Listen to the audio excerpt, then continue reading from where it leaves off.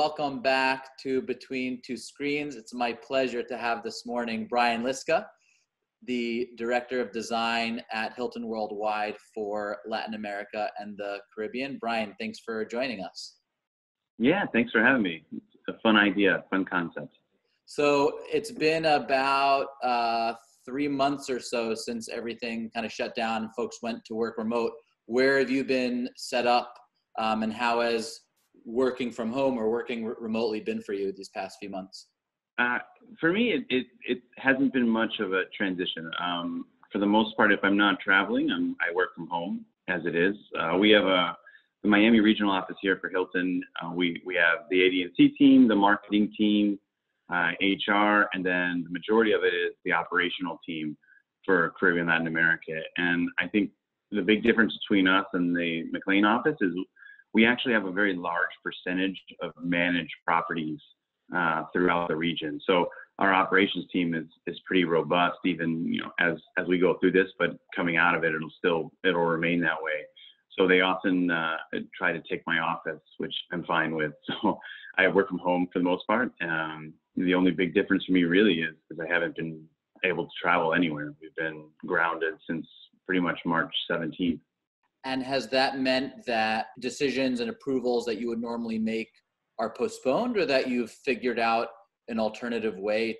Yeah, we've been pretty flexible with the ID consultants and also with ownerships on that. So we've been doing WebExes, the Zoom meetings.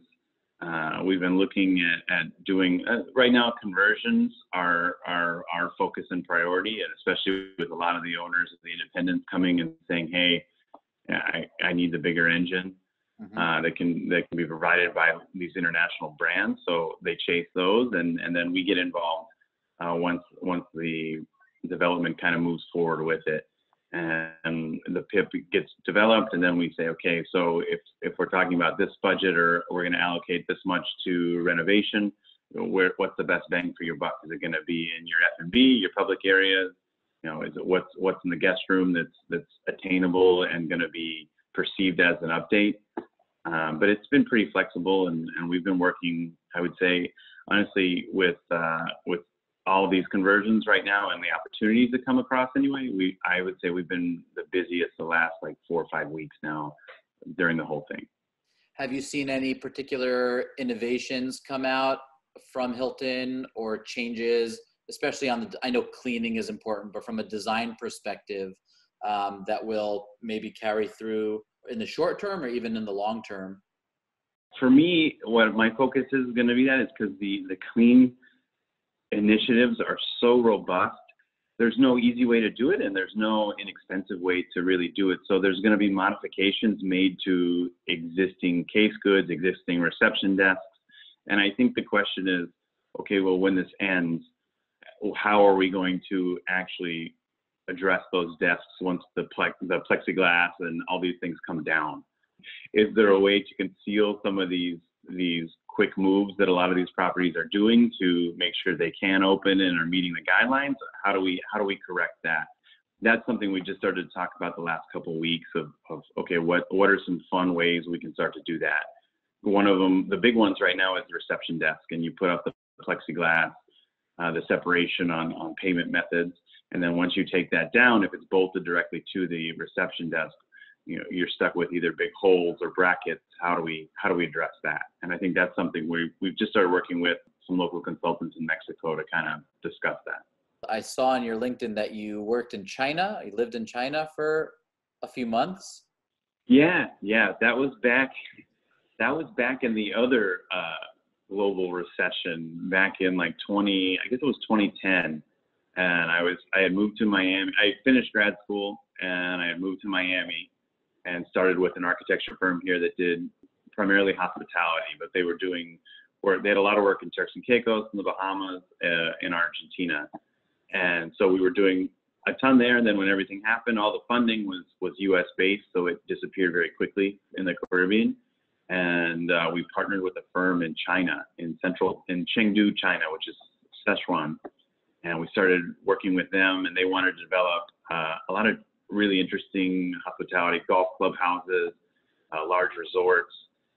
They were it was interesting because they were very themey. They wanted the Caribbean look, and that's how they initially kind of collaborated with us too. And it just made more sense at the time to, instead of traveling back and forth, to pack up and move there. And so that's what I did, and spent quite a bit of time, had an apartment over there. And then, I don't know, for me, it was pretty surreal because I went with a couple Argentinians as well. And we were all there together, and our common language was English. And it was very interesting because it was definitely part of the country that was still very developing. And so they had not seen any gringos or Latins ever before. So it was fun. That's a far off country to go to without any kind of advanced planning or multiple years of university study. Was there a specific anecdote that was either influential or particularly memorable that you can share with us from that experience? Yeah, so we went to a meeting in Chongqing, which is one of the largest metroplexes in the world, and it's pretty much relatively unspoken of or unheard of, at least for me at that time it was. And we went to a property that was an existing building, very large, that they wanted to convert to a hotel. And the owners had just bought it from the government, and it was a kind of a de facto military barracks. And they had gotten rid of it. It was right in the city center, so they unloaded it for pretty cheap back to people who wanted to develop it. And the owners only spoke Mandarin, and they were very concerned that we were not going to give them a hotel with true Chinese character. And they kept saying that to the translations back and forth. You guys are here, but I don't think you can do this. You're not capable of doing this. You don't understand China. And we were all kind of sitting there going, well, I mean, he's not wrong. This is pretty accurate. And then he started to explain his property. And he wanted an expat property that was designed like the Venetian in Las Vegas.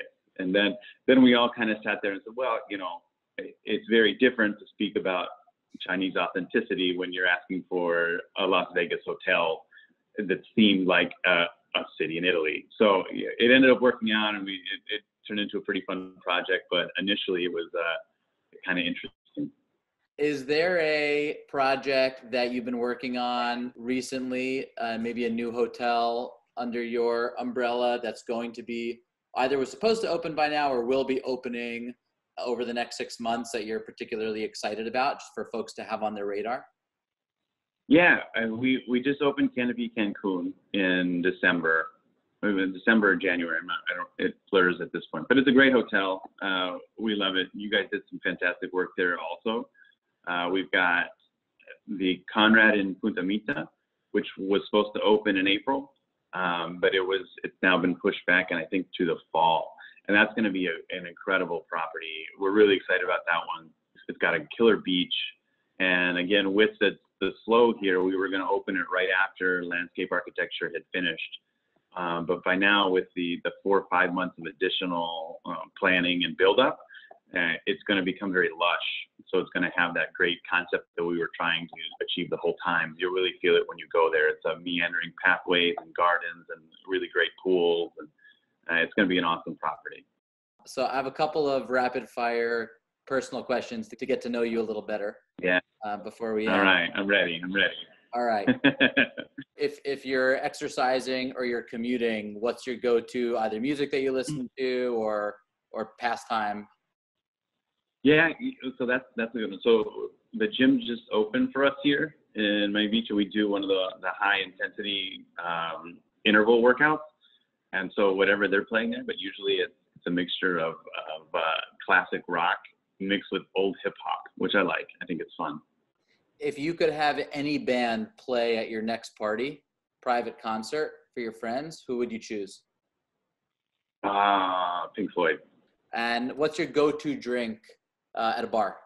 A Moscow Mule or a rum straight, depending on if they have a good rum. I'll do a rum neat. I like that. A favorite date spot in Miami? Is probably Tanuki on Miami Beach. Do you have a favorite book or author that you recommend to people or that you find yourself going back to? So I'm reading right now. I read a lot of the Economist and a lot of Monocle to try to keep up with what's going on in the world. So Yep. Monocle keeps me grounded from a kind of a arts and lifestyle, and then Economist, I feel like they're very unbiased, which I appreciate. And are you guys binging on any Netflix shows right now? We did Fleabag on Amazon, which was great. We're doing Space Force, and somehow the Great British Baking Show has wound up quite a bit in this house. And I don't know, it's great to fall asleep to, so I don't mind it as much, I guess. If you could do any other job for a day, what would you do? I think I would work as a curator for a large museum and be able to see the daily ongoings of that and the preparation of everything. I think that'd be super cool. Is there anything that you can share with the audience that is around you that's a source of inspiration or particularly meaningful object or item?